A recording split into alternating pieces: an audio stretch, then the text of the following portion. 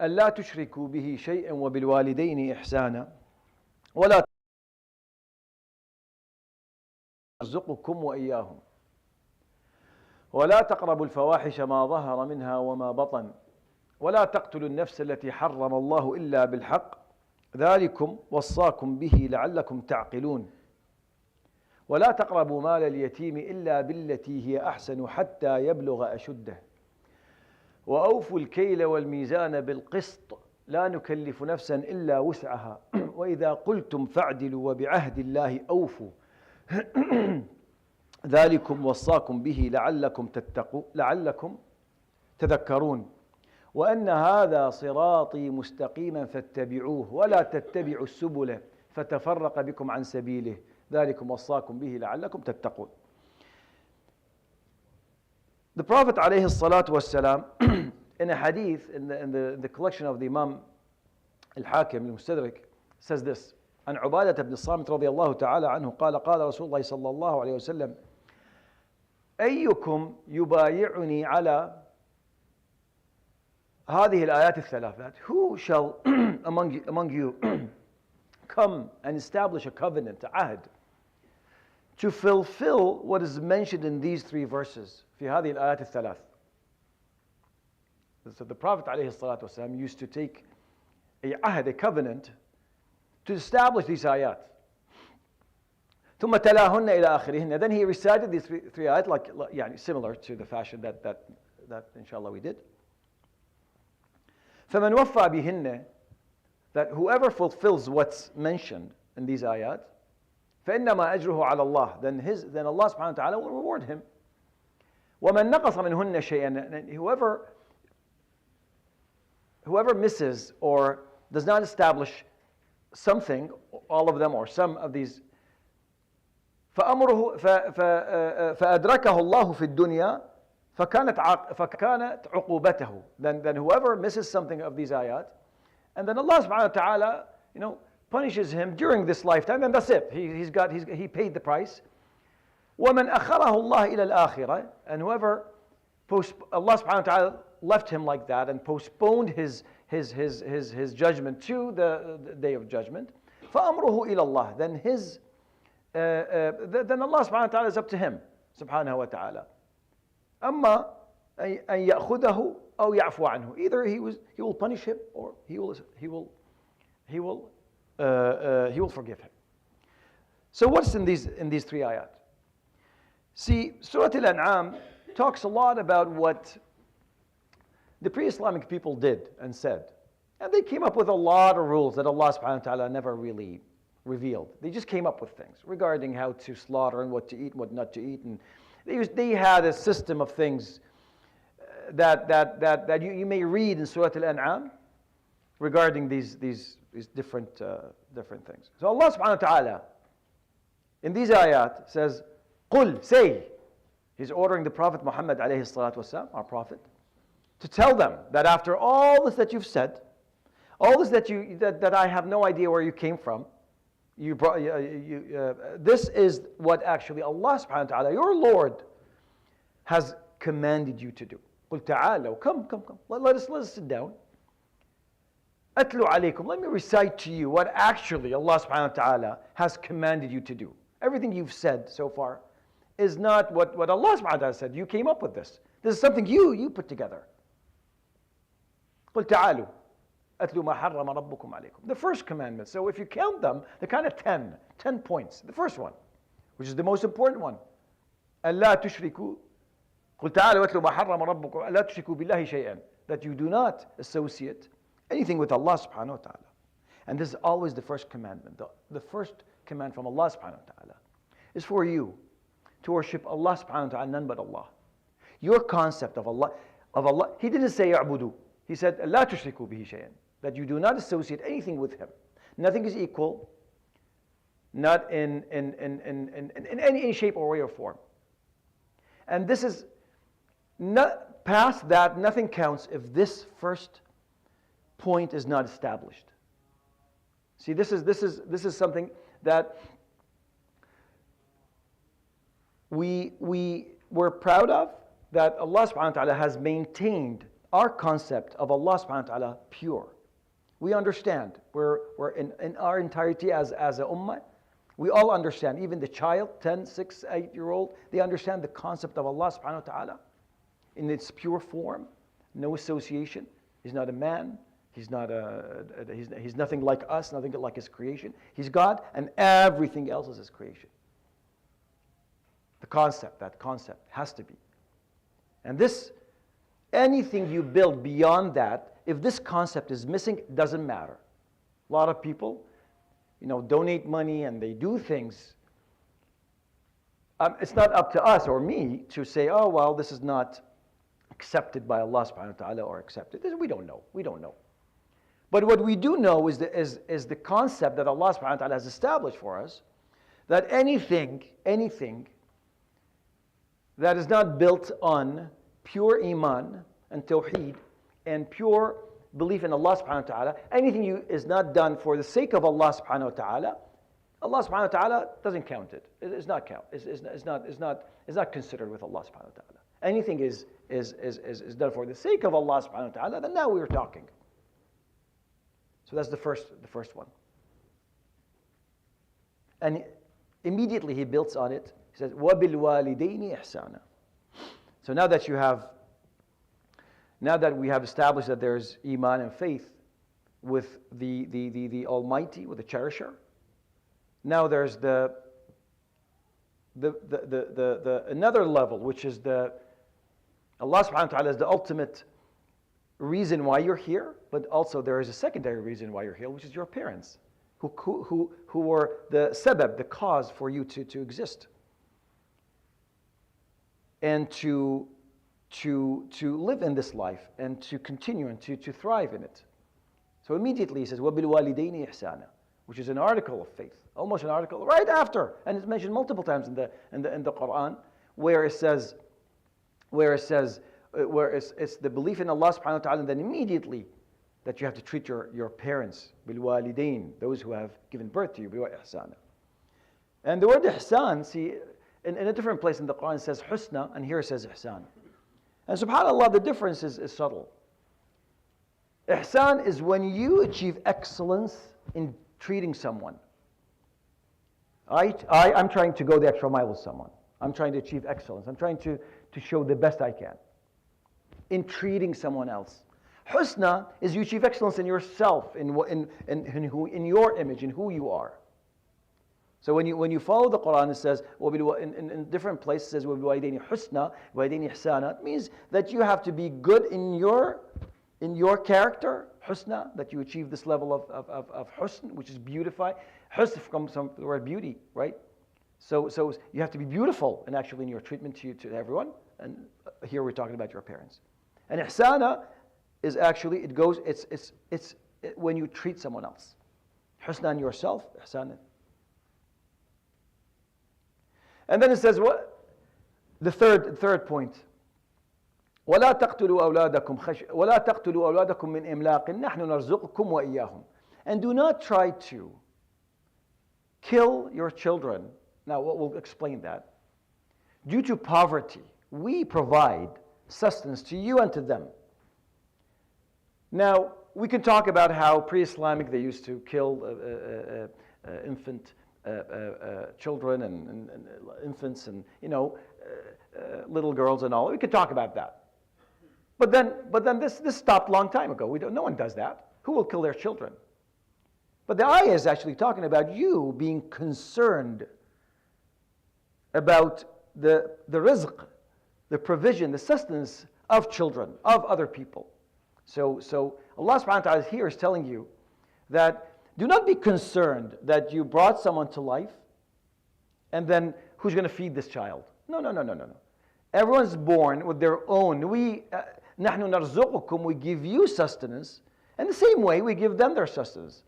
This is not a reason for you to say, well, I'm not having children, I don't want to get married, I don't want to build a family because I don't know how to build, I don't know how to provide for that. This is not Islam. You can't think that way. So Allah subhanahu wa ta'ala, in two different places, if you know the Quran, in this area, in this verse, the wording is this. وَلَا تَقْتُلُوا أَوْلَادَكُمْ مِنْ إِمْلَاقٍ, due to poverty. نَحْنُ نَرْزُقُكُمْ, that we provide for you, وَإِيَّاهُمْ, and them, and your children. In a different place, في Surah Al-Isra, it's similar, but a little bit different wording. It says, وَلَا تَقْتُلُوا أَوْلَادَكُمْ خَشْيَةً, that you have fear, you're concerned. You're not in a state of poverty, but you're scared of it. نَحْنُ نَرْزُقُهُمْ, we provide them. Look, they're eating, they're being clothed, and everything is reaching them. وَإِيَّاكُمْ, and you. So it's a little bit different wording. If you know the Quran, you'll notice that there's a different wording in it.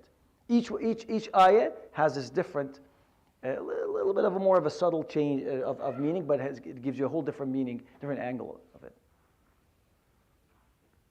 وَلَا تَقْتُلُوا النَّفْسَ الَّتِي حَرَّمَ اللَّهُ إِلَّا بِالْحَقِّ. And this is the other. And do not transgress and kill another person, another soul that Allah subhanahu wa ta'ala, except in a legal way. And in Islam, there is capital punishment, but there's only three points three reasons why. One, and when I say one, I don't mean a person. This is not for you and me. This is for authority. This is for governments to practice this. You and I have no right, actually, to provide that. And this is one of the issues this is one of the prophecies of the Prophet ﷺ, where he said in multiple hadith, he said at the end of time, this will be broken. People will kill for no reason. Will be killed for no reason. And we see this not only on the hands of people who don't belong to our ummah. No, actually, on the hands of people who claim they belong to the ummah. And you see what they're doing, right? And you see that all the time. And this is one of the main commandments and main articles of faith that Allah subhanahu wa ta'ala has established in multiple places, that you're not allowed to do that. You're not allowed. There's a reason. And the Prophet ﷺ, in a hadith, he says, "Ittaqu al-hudud bil-shubuhat," that if someone is to be punished, right? Look for reasons not to. Look for reasons. Look at the case and try to lessen the punishment. Shubuhat is when maybe he didn't mean it, maybe he didn't do that. No one saw him. There's not enough witnesses. Ittaqul hudud bi-shubuhat. And now, subhanallah, and we see this. Actually, people are killed with the shubha, with just guesswork. No confirmed evidence, nothing. We have that. SubhanAllah. ذَلِكُمْ وَصَّاكُمْ بِهِ لَعَلَّكُمْ تَعْقِلُونَ. In this end of this, see, each ayah ends with a different verb, with a different ending. Similar, but a little bit different. And this one is ذَلِكُمْ وَصَّاكُمْ. And this is what Allah subhanahu wa ta'ala has commanded you. لَعَلَّكُمْ تَعْقِلُونَ. That you may reason and understand and intellectually understand this. This does not need, wallah, it does not need someone to tell you. To have faith in Allah subhanahu wa ta'ala and His pure faith, and to be kind to your parents, and not to transgress and hurt others, and not to hurt your children. And these are understood intellectually. See, when it was revealed, this was strange to the pre-Islamic Arab at this time. It was strange. Why do I have to be kind to my parents? Why do I have to do that? Why? So Allah subhanahu wa ta'ala is encouraging them to use their intellect, ta'qilun, your aql, your reason intellectually. And then continues to the second ayah, where it says, وَلَا تَقْ. Now the first ayah is things that you reason, you understand. The second ayah is more of a social, it regulates your social life. First it starts with, وَلَا تَقْرَبُوا مَالَ الْيَتِيمِ إِلَّا بِالَّتِي هِيَ أَحْسَنُ. That do not come close the wealth or the money or the property of the orphan. The orphan is the person who, before puberty, has no parents or has no, someone to take care of them. And this is usually a vulnerable sector of the community, of the society. A person, a child who has not reached an emotional level of or an intellectual level of maturity, cannot make financial decisions. Someone has to be their guardian. They have to have they should take care of their property in a very, very careful manner. Allah subhanahu wa ta'ala, what does He say? وَلَا تَقْرَبُوا. Don't even come near, don't even come close. إِلَّا بِالَّتِي أَحْسَنُ. Except in a way that you're protecting it, you're making an investment, you're protecting that, you're taking care of it, وَلَا تَقْرَبُوا مَالَ الْيَتِيمِ إِلَّا بِالَّتِي هِيَ أَحْسَنُ حَتَّى يَبْلُغَ أَشُدَّهُ. Until this person has reached a level of maturity, intellectually, emotionally, or they can take care of their own affairs. وَأَوْفُوا الْكَيْلَ. So this is your social, you treating others. وَأَوْفُوا الْكَيْلَ وَالْمِيزَانَ بِالْقِسْطِ. If you measure and if you weigh people in your financial, in your trade, in your life, when you sell and buy and all that, then do it justly. وَأَوْفُوا الْكَيْلَ وَالْمِيزَانَ بِالْقِسْطِ. Do it justly, do it in a just manner. When you deal with people, you cannot cheat, you cannot deceive people financially. You sell something, it's not what it is, or you tell them this is what it weighs, and it's not. It's less or more, and that's it. Your problem now from now on. No, Allah subhanahu wa ta'ala doesn't want that. This is one of the commandments, one of the 10. وَأَوْفُوا الْكَيْلَ وَالْمِيزَانَ بِالْقِسْطِ لَا نُكَلِّفُ نَفْسًا إِلَّا وُسْعَهَا. That we see, there's two ways to understand this ayah. لا نكلف نفسا إلا وسعها. It's mentioned many times in the Quran that we do not really assign a task to a person unless they have the capacity to actually fulfill it, to do it. That Allah subhanahu wa ta'ala, in all His commands, you actually humanly are able to perform it. Whether it's salat or siyam, you're able to do it. It's not beyond your capacity. It's not beyond. But also there's another way to understand. This is the common understanding, which is correct. There's nothing wrong with it. But there's another understanding that if Allah subhanahu wa ta'ala has commanded you of something, that means you can tolerate it, you can do it. It's the other way around. Right? See, Allah subhanahu wa ta'ala, you say, well, la yukallifu Allah nafsan illa wus'aha, that I'm only going to do because to the best of my ability. Yes, but since Allah subhanahu wa ta'ala has commanded you, it means you are able, because Allah subhanahu wa ta'ala knows you. He knows His creation. He knows that this is something that you can do. You're able to do it. In this case, it's kind of like this little ayah, this little statement it's inserted in between the commandments, because there are things that it's out of your control. Right? You in these ولا تقربوا مال اليتيم إلا بالتي أحسن حتى يبلغ أشده وأوفوا الكيل والميزان بالقسط. These things, you do it to the best of your ability, as much as you can. You do your due diligence. You do the best you can. You cannot be perfect in it. There's a little bit of leeway in that area. No problem. Allah subhanahu wa ta'ala is forgiving when it comes to that. You didn't mean to do that, but you do it to the best of your ability. وأوفوا الكيل والميزان بالقسط لا يكلف الله نفسا إلا وسعها وإذا قلتم فاعدلوا. And this is also another one, that when you speak, when you talk, when you argue, you also have to do it justly. ولو كان ذا قربى. Even if the person is involved is a close relative, it doesn't mean that there's no nepotism in Islam. It doesn't. If your brother, your sister, your relative, your friend, your best friend has done something wrong, you have to be just. You can't say, well, because he's my friend, I'm going to look the other way. You can't do that. وأوفوا الكيل والميزان بالقسط لا يكلف الله نفسا إلا وسعها وإذا قلتم فاعدلوا. So you have to be just. وبعهد الله أوفوا. And this is the covenant of Allah subhanahu wa ta'ala, the ahd of Allah subhanahu wa ta'ala that you have to fulfill. That if you make any agreement with someone, that this ahd, this agreement is actually from Allah subhanahu wa ta'ala. You can't break it.